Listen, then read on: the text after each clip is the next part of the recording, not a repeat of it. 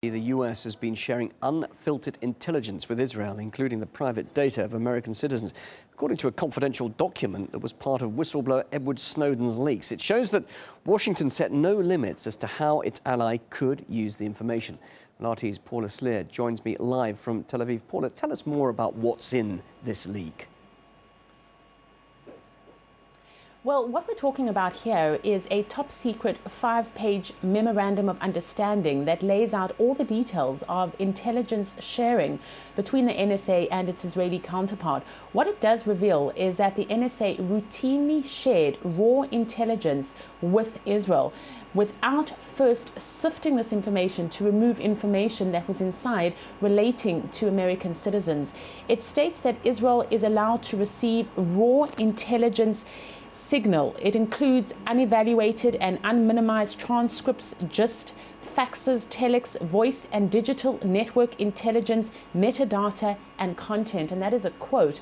At the same time, the agreement places no legally binding limits on the use of the data by the Israelis. So while the memorandum does say that the material has to be handled in accordance with US law, and at the same time the Israelis have agreed not to deliberately target Americans who are identified in the data, there is no kind of legal obligation to back up these claims. In this respect, what it reads is that the agreement is not intended to create any legally enforceable rights. It is not an international agreement and it is not legally binding. It also says that the Israelis were required to destroy upon recognition any communication that is either to or from an official in the US government. This includes the White House, cabinet departments, the House of Representatives and the Senate, amongst others.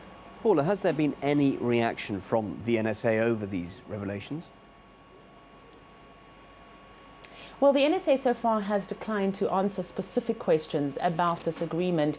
An NSA spokesperson has said that the agency insists that the shared intelligence complies with all laws governing privacy. There was a statement that they did release, and in that statement they said, and again I'm quoting, "We are not going to comment on any specific information sharing arrangements or the authority under which any such information is collected.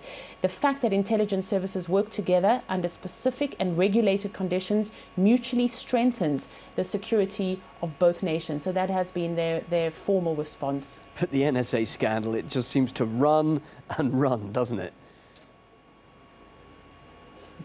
It certainly does. I mean, we're looking at a scandal that has at its heart Edward Snowden, this 30-year-old former National Security Agency contractor who made public documents that show that the NSA and its international partners conducted mass surveillance of foreign nationals and US citizens.